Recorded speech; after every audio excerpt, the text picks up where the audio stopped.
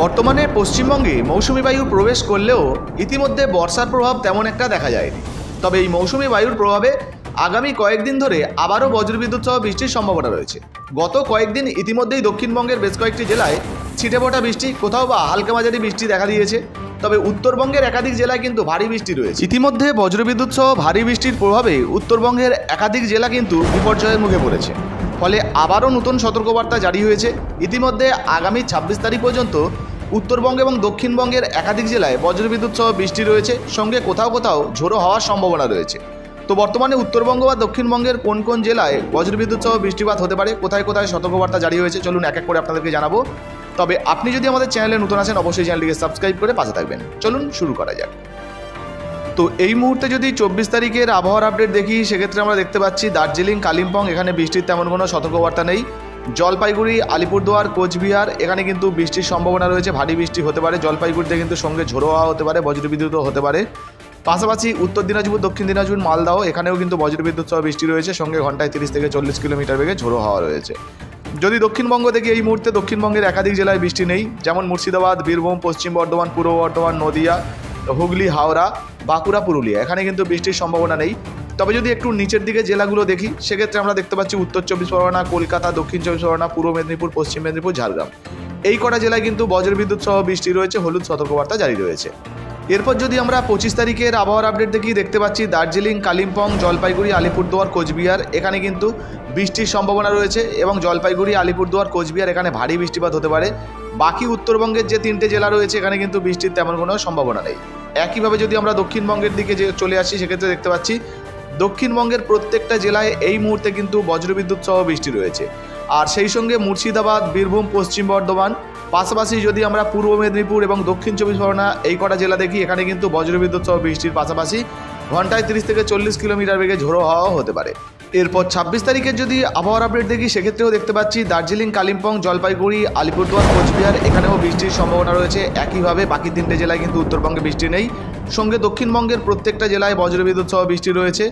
বীরভূম জেলা, পশ্চিম বর্ধমান, বাঁকুড়া, পুরুলিয়া এখানে কিন্তু 30 থেকে 40 কিলোমিটার বেগে ঝোড়ো হাওয়া হতে পারে। তো বুঝতে পারছেন, উত্তরবঙ্গ দক্ষিণবঙ্গ মিলিয়ে আগামী 3 দিন কিন্তু বজ্রবিদ্যুৎ সহ বৃষ্টির সম্ভাবনা রয়েছে।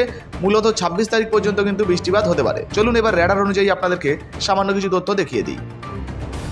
তো বন্ধুরা, এই মুহূর্তে যদি আমরা রেডার অনুযায়ী আজ বিকেল 3টের আবহাওয়ার আপডেট দেখি, সেক্ষেত্রে দেখতে পাচ্ছি দক্ষিণবঙ্গের একাধিক জেলায় বজ্রবিদ্যুৎ সহ বৃষ্টি রয়েছে। মূলত সুন্দরবন উপকূলবর্তী এলাকা, দক্ষিণ 24 পরগনা, কলকাতা, উত্তর 24 পরগনা এখানে বৃষ্টিপাত রয়েছে।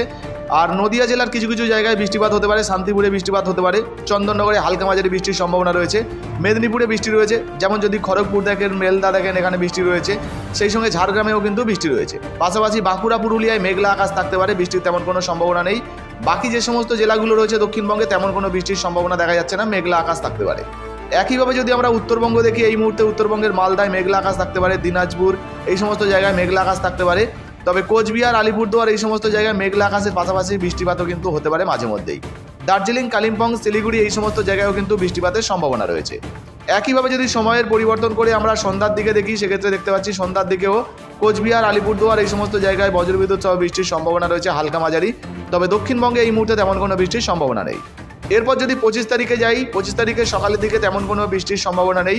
তবে 25 তারিখে যদি দুপুরের দিকে যাই, আবারও দক্ষিণ 24 পরগনা, হাওড়া, উত্তর 24 পরগনার কিছু কিছু জায়গায় বৃষ্টিপাত হতে পারে। তবে হুগলি জেলায় বৃষ্টির সম্ভাবনা নেই, কৃষ্ণনগর, নদিয়া এই সমস্ত জায়গায় তেমন কোনো বৃষ্টির সম্ভাবনা নেই।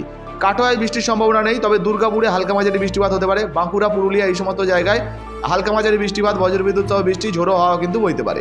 মুর্শিদাবাদে এই মুহূর্তে তেমন কোনো বৃষ্টির সম্ভাবনা নেই, তবে বীরভূমে হালকা মাঝারি বৃষ্টিপাত হতে পারে।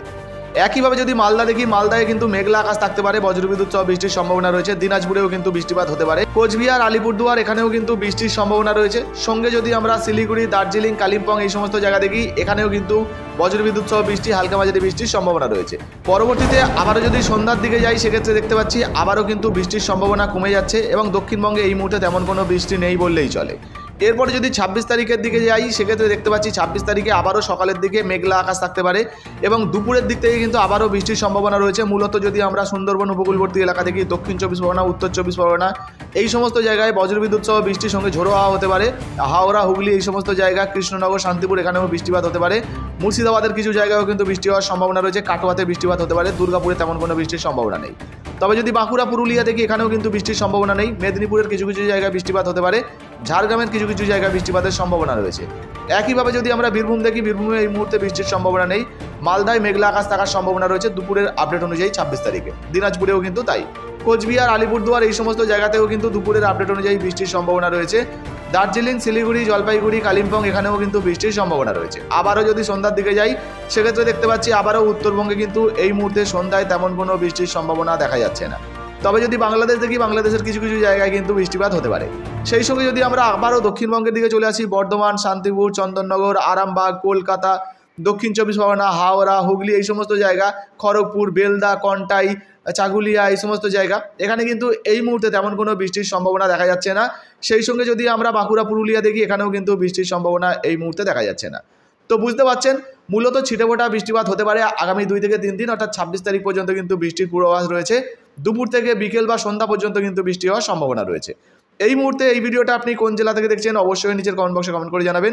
ভিডিও ভালো লাগলে ভিডিওতে একটি লাইক দিয়ে ভিডিওটা ফেসবুকে, হোয়াটসঅ্যাপে বেশি বেশি করে শেয়ার করবেন। ধন্যবাদ।